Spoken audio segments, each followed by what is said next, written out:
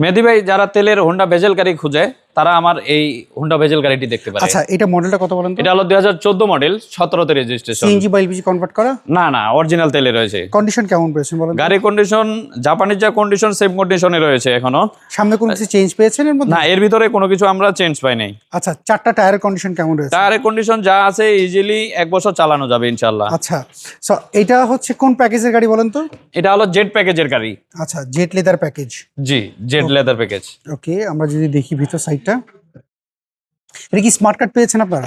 হ্যাঁ, smart card পেয়েছি। আচ্ছা, এটা হচ্ছে হার্ড টপ। জি, হার্ড টপ গাড়ি।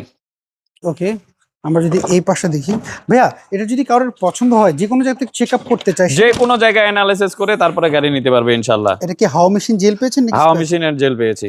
ওকে, আমরা যদি এই পাশটা যদি একটু দেখি। আচ্ছা আসল ভাই, এটার পেপারস আপলোড কেমন রয়েছে বলেন তো?